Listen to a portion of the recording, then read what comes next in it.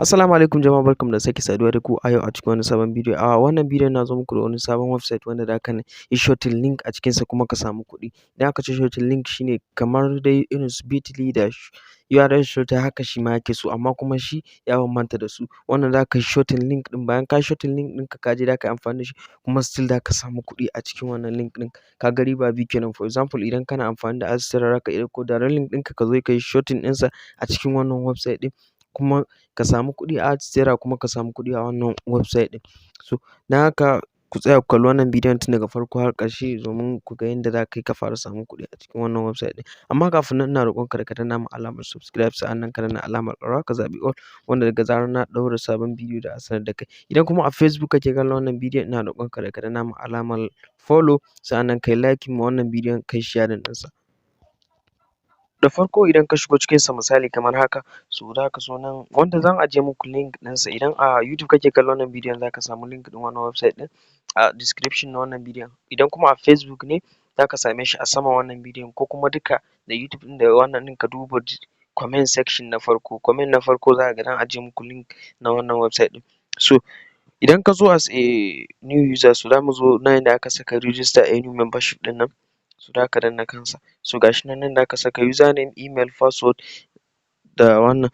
Za kuma ka iya connecting ɗinsa directly to Google ɗinka. So kana yin connecting dai ma fi sauƙi. So already ni ina da wannan, so bari na yi log in to my account. So bari ya yi verify na wannan ɗina. So ni yanzu zan shiga cikin account ɗina sai in gwada muku yadda abun yake. So bari na shiga cikin account ɗina, so kamar haka. So I'm not a robot, so in yi sign in. So kamar yadda kuke gani bayan ya kawo ka ciki kamar haka, so za ku gani wanda ga a sama nan inda kuke ganin nan wajen ga shi nan ina da $1.00 a cikin wannan platform ɗin. So abin da kawai za ka yi kamar yadda na faɗa muku shine za ka yi pasting, misali za ka yi shorting na link ɗinka. For example yanzu bari na nuna muku yadda yake. Misali za ka ɗauko link ɗinka na Adsterra, misali na direct link ɗinka. So za ka yi shorting, maimakon ka je irin su Bitly ko URL shorter, so za ka iya zuwa nan ka yi shorting ɗin wannan link ɗinka kuma a sa'an nan ka samu kuɗi a nan. So bari na nuna muku yadda abun yake. Yanzu zan ɗauko link ɗina na Adsterra zan yi shorting ɗinsa a nan, sai in nuna muku yadda abun yake. So kamar yadda kuke gani ga direct link ɗina nan na Adsterra na ɗauko na yi wannan ɗinsa a nan wajen. So zan zo nan ga wani button a ƙasa inda aka saka shorting ɗin nan, so zan yi shorting ɗin link ɗina. So bayan na yi shorting ga link ɗina already sun min shorting ɗinsa, so zan yi copy. So yanzu zan iya zuwa na yi promoting na link ɗina, ba kuma shi zai hana normal idan na yi sending traffic ta wannan link ɗin za su je cikin can direct link ɗina na Adsterra, ba wai nan ba ne. So ga shi nan a nan da haka na ganin earning ɗin da kai, kuma sa'an nan duk in ka gayyaci wani za ka samu commission na duk abin da ya samu. I think za ka samu wani percentage na duk abin da ya samu idan ka gayyaci wani. A nan za ka na ganin total earning, referral earning, ga shi nan total viewers da ka samu a kan wannan link ɗin kan ma.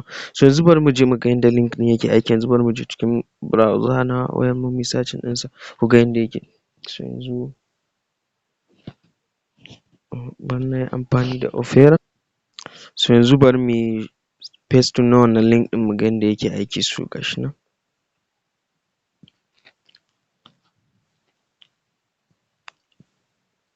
Okay, so link ɗinmu na aiki. So ka ga idan mutum ya shigo kawai yana danna wannan nan continue ɗin nan. So su ma dai ɗan kawo su cikin website ɗin su ne haka.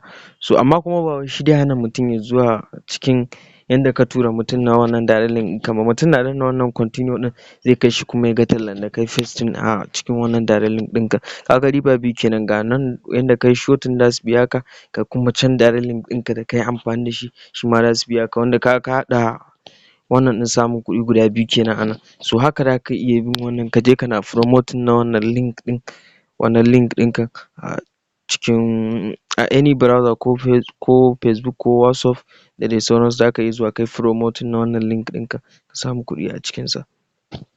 So idan muka dawo cikinsa kuma yanda ake withdrawal, so za mu zo nan inda aka danna inda aka saka withdrawal ɗin nan. So bayan ka danna so yanzu bari mu ce withdraw misali.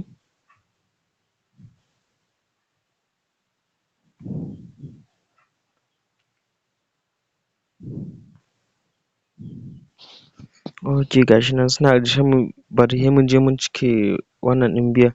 So za mu zo wajen profile. So gashi nan da aka cika billing address ɗinka. So ga tsarukan payment ɗinsu, payment method ɗin akwai Binance, Pay USDT, ga Fire, ga su nan ga PayPal, ga dai duk wanda dai kake so a ciki nan za ka zaɓa gashi nan. Yawanci daga dala biyar biyar ne ma duk za ka iya cire kuɗinka a ciki. So sai ka zaɓi a nan za ka yi choosing wani payment method kake so, bayan ka yi choosing ɗinsa za ka ciccike wanda kawai za su na automatically za su na tura maka kuɗinka ba dai na wuce kwana biyu ba. Za su senda maka kuɗinka, so za ka iya zuwa ka zaɓi wani payment method kake so. So zan ce ku yi amfani da PayPal, so amma na ga za su ɗauki 4% charges. So amma dai za ka iya zaɓen duk wanda ya fi maka dai ka yi amfani da shi. So a nan bidiyon namu ya zo ƙarshe, kar ku manta da like, follow and share.